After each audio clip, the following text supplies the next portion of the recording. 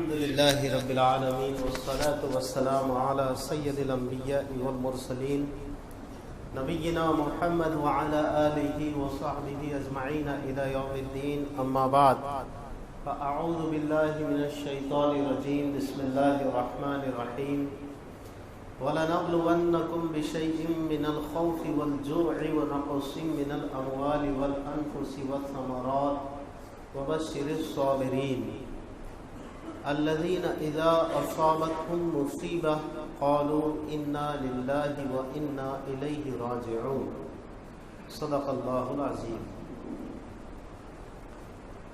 یہ آیت کریمہ قرآن کریم کی زیادہ تر پڑھے جانے والی آیتوں میں سے ایک ہے اور اس کے مضامین اکثر و بیشتر ہمارے سامنے آتے رہتے ہیں۔ اس آیت میں اس بات کا تذکرہ ہے بلکہ اہل ایمان کے لیے قیامت تک کے لیے ایک زبردست عزائم کا حوصلہ بخشے جانے والی بات، ہمتوں کو بلندی اور پختگی دینے والی بات، ہر سچویشن، ہر دور، ہر آزمائش کی گھڑیوں میں اہل ایمان کو مضبوطی جو بخشتی ہے، ایسی بات کہی گئی اور بہت بڑی ڈھارس اہل ایمان کو دی گئی کہ حالات چاہے کتنے ہی سنگین اور امتحان سے گزرنے والی گھڑیاں ہوں، لیکن ان حالات میں اہل ایمان پر جو چیز لازم آتی ہے وہ صبر ہے اور اللہ کے حضور رونا دھونا، استقامت کا مظاہرہ کرنا اور اپنے عزائم میں پختگی کا اظہار کرنا۔ تو ارشاد باری تعالیٰ یہ ہے کہ وَلَنَبْلُوَنَّكُمْ بِشَيْءٍ مِّنَ الْخَوْفِ وَالْجُوعِ وَنَقْصٍ مِّنَ الْأَمْوَالِ وَالْأَنفُسِ وَالثَّمَرَاتِ، 5 چیزوں کا تذکرہ ہے کہ ہم تم کو ضرور آزمائیں گے۔ وَلَنَبْلُوَنَّكُمْ، ضرور ہم تم کو آزمائیں گے، بِشَيْءٍ مِّنَ الْخَوْفِ، خوف کے ذریعے سے تم پر بعض دفعہ ایسے حالات آئیں گے کہ تم خوف زدہ ہو جاؤ گے، اور ایک خوف و ہراس کا ماحول ہوگا، ایک گھبراہٹ کا ماحول ہوگا، بے چینی کا ماحول ہوگا۔ یہ ہوگا اگر تم نے ہم سے جنت کا وعدہ سودا کیا ہے اور ہم سے وعدہ لیا ہے تو یہ تو ہوگا۔ اور میرے بھائیوں، یہ ہونا تھوڑی سی یعنی خوف و ہراس کی سچویشن کریٹ ہو جانا یا گھبرا جانا، تھوڑا سا گھبراہٹ کا ماحول، یا جس طرح بھی ہمارے اوپر حالات آتے ہوں، اور یہ نہ سوچیے آپ کے لیے کسی نے لائے ہیں۔ دیکھیے یہاں جو بھی ہوتا ہے نا اللہ کی مرضی سے ہوتا ہے۔ ہم خود کہتے ہیں کہ پتہ بھی نہیں گرتا مگر اللہ کی مرضی سے۔ تو یہ جو بعض دفعہ ظالم و جابر حکمراں ہم کہتے ہیں، جن کو اور صاحب اقتدار جو ظالم بن کر نئے نئے فرامین جاری کرتے ہیں، نئی نئی پالیسیز بناتے ہیں اور رعایا کو ستاتے ہیں، تو یہ بھی اس کے پیچھے بھی مشیت خدا بندی کار فرما ہوتی ہے۔ ان کی بھی کوئی اوقات نہیں اللہ کے سامنے، کسی کی کوئی اوقات نہیں، فیصلے اللہ کرتا ہے۔ تدبیر اور سنت الہیہ اس پورے سنسار اور کائنات میں کام کرتی ہے، اس کو سمجھنے کی ضرورت پڑتی ہے کہ ایسا کیوں ہو رہا ہوگا، یا ایسا ہو رہا ہے تو پھر کیا کرنا پڑے گا، کیا کرنا چاہیے۔ اس کو کہتے ہیں سنت الہیہ۔ تو یہاں جو ہوتا ہے اللہ کی مرضی سے ہوتا ہے، تو ایک طرف یہ کہا گیا ہم سے کہ ہم تم کو ضرور آزمائیں گے، کیونکہ جنت بھی تو تم کو ملنا ہے نا، اور جنت کوئی معمولی چیز ہے۔ جنت کے مقابلے میں یہ پریشانیاں کوئی پریشانیاں ہی نہیں ہیں۔ ایک حدیث پاک سنیے، ہم نے بھی شاید تعلیم کے حلقوں میں سنا ہوگا آپ میں سے کئیوں نے، کہ کل بروز محشر 2 آدمیوں کو لایا جائے گا۔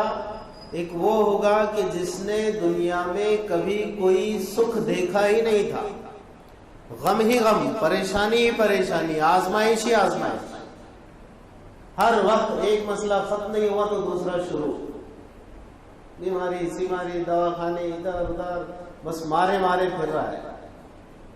ایک دوسرا وہ شخص ہوگا کہ جس نے دنیا میں کبھی غم دیکھا ہی نہیں، ایک وہ جس نے ہمیشہ زندگی میں سکھ دیکھا ہی نہیں، ایک وہ جس نے غم دیکھا نہیں۔ پہلے والے کو کہ جس نے دنیا میں کبھی کوئی خوشی نہیں دیکھی، ساری زندگی اس کے غم میں اور پریشانیوں میں گزر گئی، اس کو جنت کے دور دور سے جنت کے مناظر کی سیر کرائی جائے گی. یوں کہہ لیجئے کہ جنت کا بائی پاس، جیسے ہم اپنے شہروں کے بائی پاس سے اپنے شہر کو دیکھتے نا یہ اورنگ آباد، تو ایسے ہی جنت کے بائی پاس سے اس کو جنت کی سیر کرائی جائے گی. ابھی جنت میں داخل نہیں ہوگا، دور دور سے. تو وہ جنت کے حسین و جمیل مناظر دیکھ کر اتنا محو ہو جائے گا، جب دوبارہ گھوم کر اس کے پوائنٹ پہ اس کو لا کر پوچھا جائے گا کہ بتا کیا دنیا میں تو نے کبھی غم پریشانی دیکھی؟ تو وہ جواب دے گا کہ غم اور پریشانی کیا چیز ہوتی ہے مجھے تو پتہ ہی نہیں. آپ سمجھ رہے ہیں؟ توجہ سے سنے تو بات بھی آسان ہو جائے گی کہ دنیا میں جس نے غم میں اور کبھی خوشیاں دیکھی نہیں، غم میں زندگی گزاری، اس کو جب جنت کی اوپری اوپری سیر دکھائی گئی، کرائی نہیں گئی ایسی باقاعدہ انٹر کر کے، واپسی میں وہ کہتا ہے کہ غم اور پریشانی کیا چیز ہے مجھے تو پتہ ہی نہیں. اتنی حسین ہے جنت، اور اس کا وعدہ اللہ نے اہل ایمان سے کیا ہے. بلکہ ایک وَلَكُمْ فِيهَا مَا تَشْتَهِي أَنفُسُكُمْ وَلَكُمْ فِيهَا مَا تَدَّعُونَ. جنت اس چیز کا نام ہے کہ جو کچھ تم چاہو گے جنت میں ملے گا، جو کچھ آرڈر کرو گے وہ بھی ملے گا. قرآن کی بلاغت عجیب ہے.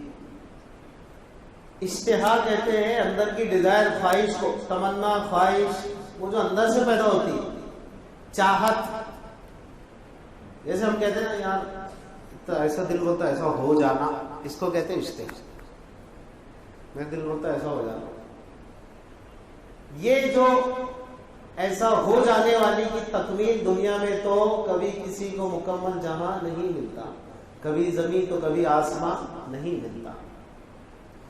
یہاں آرزویں تمنائیں دھری کی دھری رہ کر ہی دنیا سے جانا پڑتا ہے، کسی کی پوری ہوتی ہی نہیں. تمنائیں آرزویں چند ہو جاتی ہیں لیکن پھر بھی اس سے زیادہ اور بڑی تعداد میں باقی رہ جاتی ہے. لیکن جنت کی بات میرا رب فرما رہا ہے وَلَكُمْ فِيهَا مَا تَشْتَهِي أَنفُسُكُمْ. جو کچھ جنت میں تم چاہو گے وہ ہو جائے گا وہاں پر. اتنا ہی نہیں وَلَكُمْ فِيهَا مَا تَدَّعُونَ. جو کچھ تم آرڈر کرو گے، دعا، یدعو، تدعو، گننا، شمار کرنا، بلانا، پکارنا، انوائٹ کرنا، سب کچھ آرڈر جو بھی تم دو گے وہ سب کچھ تم کو وہاں پر مل جائے گا. دیکھیے بھائی، دنیا میں جاتے ہیں نا اپن بعض دفعہ کچھ ریسٹورینٹس میں اپنے زندگی میں، تو مینو پر ہم نے نظر ماری، کوئی چیز جم گئی، ارے یار یہ کھائیں گے آج. ویٹر کو بلایا، یہ وہ کہتے ہیں سوری سر یہ تو اویلیبل نہیں ہے، تو آپ کو جان پہلے، کیونکہ اتنی دیر مائنڈ سیٹ ہو گیا آپ کا کہ یہ کھانا چاہیے. اس نے جیسے کہا کہ نہیں اویلیبل نہیں ہے تو تھوڑی جان پہ آتی ہے. آپشن میں جاتے ہیں آپ، اچھا یہ سوری سر یہ تو شام کے ٹائمنگ رہتا ہے، جان پہ آتے ہیں اندر کے اندر. پھر تیسرے آپشن پہ آپ جاتے ہیں، ٹھیک ہے یہ سر یہ تو ابھی بس جسٹ ابھی ختم ہوا ہے، سوری آپ لیٹ ہو گئے. آپ کو ایسا لگتا ہے مینو اٹھانا پھاڑ کے پھینک دینا. تصور کی دنیا میں غصہ بھی آتا ہے سر کھانے کو بیٹھے جائیں، لیکن حقیقت میں کوئی نہیں کرتا ہے کیونکہ سب کو بن کر دکھانا ہوتا ہے نا. او اچھا اوکے کوئی بات نہیں. لیکن ہم کمپرومائز کرتے ہیں. وَلَكُمْ فِيهَا مَا تَدَّعُونَ. یہ صفت صرف اور صرف جنت کی ہے کہ جنتی جو بھی مانگے گا اس کو وہاں پر مل جائے گا، جو چاہے گا ہوگا، جو مانگے گا ملے گا. اس کا سودا ہم نے کیا ہے اہل ایمان نے اللہ سے، اور اللہ سے وعدہ کیا اِيَّاكَ نَعْبُدُ وَإِيَّاكَ نَسْتَعِينُ. تیری ہی بندگی کریں گے، تیرے ہی آگے سر جھکائیں گے. بدلے میں اللہ کا وعدہ ہے وہ ہم کو جنت دے گا.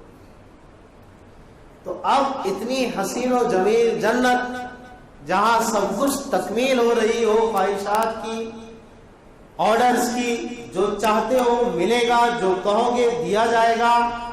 اس جنت کے مقابلے میں اگر ہمارے اوپر تھوڑے بہت حالات نرم گرم ایسے ویسے ہو جاتے ہیں، من الخوف کی صورت اختیار کیے ہوئے آ جاتے ہیں، تو کیا جنت کے حصول کے مقابلے میں ان غموں کی کوئی حیثیت باقی رہتی ہے؟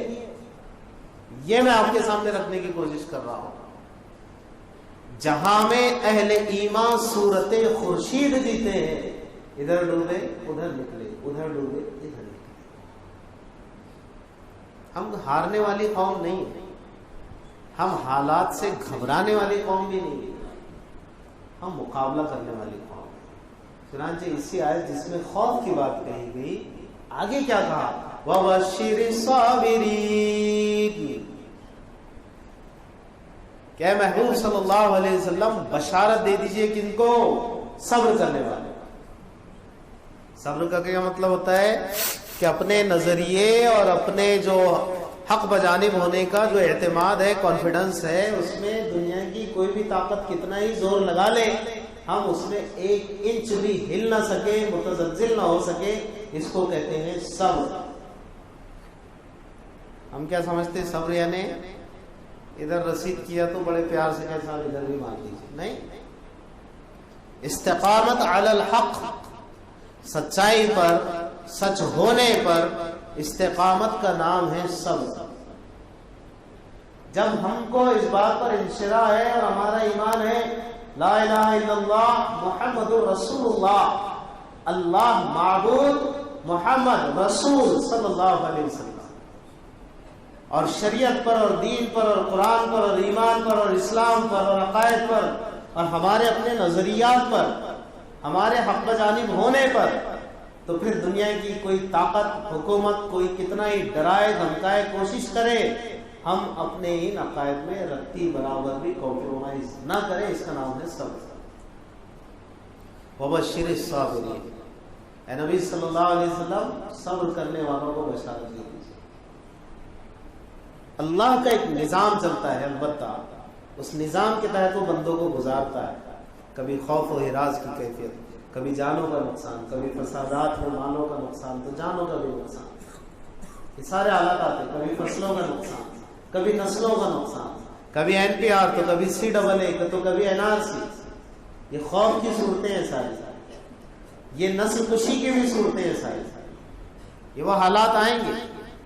تو کیا اتنی بڑی قوم، اتنی زندہ دل قوم، اللہ رسول کا عقیدہ رکھنے والی قوم اتنے آسانی سے سرنڈر کر لیں اور یہ کہہ دے گی کہ صاحب ٹھیک ہے، کاغذات دکھائیں گے شرافت سے اگر ناگرکتا دے دی گئی تو قبول، میں تو بڑی شرافت سے مسافر کر کے ڈیٹینشن سینٹرز میں روانہ ہو جائیں گے۔ اس قوم سے میں بات کر رہا ہوں، ہم ایسی قوم تو ہے اور نہ ہو سکتے انشاءاللہ۔ تو کیا آپ کو ایسا لگتا ہے کہ کاغذات آپ دکھا دیں گے تو بڑی شرافت سے آپ بچ جائیں گے یا آپ کو تحفظ مل جائے؟ تو پہلا کام، کاغذات تو درست کرنا چاہیے، نہیں تو ہم ہو جاتے ڈھیلے۔ مولانا آپ جمعے بہت اچھی بات کر رہے ہو، اب تو ٹینشن ہی نہیں رہا ہے، مولانا کچھ نہیں کر سکتے، ہاں ایک کشتی کے سوار ہے سب۔ کاغذات تو درست کرنا چاہیے، وہ تو بہت پہلے سے بھی کرنا چاہیے تھا، کم سے کم اسی کو بہانہ سمجھ کر لیجیے۔ لیکن متفقہ طور پر جب یہ طے ہو رہا ہے اور ہو گیا ہے کہ کاغذات ہم دکھا کر کے شہریت نہیں لینے والے، ہم کاغذ نہیں دکھائیں گے، تو جب متفقہ طور پر پوری قوم نے طے کر لیا، اس میں اب اختلاف نہیں ہونا چاہیے۔ ایک دو 1.5 سال آتے تھے تو نہیں، میں تو بچپن سے بچوں کا میرا ایک دم بالکل کیپٹل تو کیپٹل دکھے گا لیکن اسمال تو اسمال دکھے گا، نہیں، ان کو بھی کہنا چاہیے کہ میرے سارے ڈاکومنٹس کلیئر ہیں، لیکن میں اپنی پوری قوم کے ساتھ میں قوم سے الگ نہیں ہوں۔ تو اتنی بڑی قوم جب کسی قانون کا بائیکاٹ کرے گی پریکٹیکلی، تو بڑی سے بڑی حکومت کو بھی جھکنا پڑے گا، اور جھکتی ہے حکومتیں۔ اتنا آسان نہیں ہے 20-22-25 کروڑ بولنے کے لیے مائنورٹی، حقیقت میں اتنی پوری قوم کو، اور وہ قوم جو کتاب اللہ کی حامل ہے، اللہ رسول کے عقیدے کی حامل ہے، اس کو ڈیٹینشن سینٹرز بھیج دینا کہ اتنا آسان لگتا ہے آپ کو؟ اور آپ کا بھی میں مائنڈ سیٹ بنانے کی کوشش کر رہا ہوں کہ کیا آپ اس کے لیے تیار ہوں گے کبھی کہ صاحب ٹھیک ہے میرا پڑوسی، میرا بھائی، میرا چچیرا بھائی، اس کے کاغذات ٹھیک نہیں نکلے یا اس کے نکلے اور میں رہ گیا، تو چلیے بھائی پھر ملتے ہیں انشاءاللہ۔ 15 دن کے بعد آرڈر آئے، اوپر گورنمنٹ چھٹی ملنے والی، اس کے بعد ملیں گے نا اوپر، کہ اتنی شرافت پر آپ آ گئے۔ اے طائر لا ہوتی اس رزق سے موت اچھی جس رزق سے آتی ہو پرواز مت ہوتا ہے۔ اقبال نے کسی اور رنگ میں کہا، یہاں پر بھی فٹ ہو سکتا ہے وہ۔ آزادی ہمارا پیدائشی حق ہے، وہ اللہ نے ہم کو دیا ہے، جب اللہ نے دیا تو دیگر قوانین بنے، ہم آزاد رہیں گے، آزاد ہیں اور آزاد ہی رہیں گے انشاءاللہ۔ لیکن تدبیری طور پر جو کچھ ہم کر سکتے ہیں اس کی کوشش کر رہے ہیں، اس کوشش میں پوری قوم کو اتفاق رائے سے رہنا چاہیے۔ شریعت میں ہم مختلف رہے، کم سے کم شہریت میں مختلف نہ ہو، ورنہ تو افسوس کے ساتھ کہنا پڑتا ہے صاحب کہ ہم سب اس پر متفق ہیں کہ کبھی اتفاق نہیں کریں گے، ایسا نہ ہو۔ اب پوری قوم ایک ہو جائیں، ایک جذبے کے ساتھ، ایک نظریے کے ساتھ، ایک ججمنٹ کے ساتھ، ایک فیصلے کے ساتھ، ایک ڈیسیزن کے ساتھ کہ یہ ہے ہمارا فیصلہ، اور کسی بھی صورت میں ہم میں سے کوئی بھی اس فیصلے سے سرے منہ یعنی بال برابر بھی انحراف نہیں کرے گا۔ یہ ہم سب کو ڈیسائیڈ کرنا چاہیے۔ اللہ سے دعا اللہ مجھے آپ کو عمل کی توفیق دے۔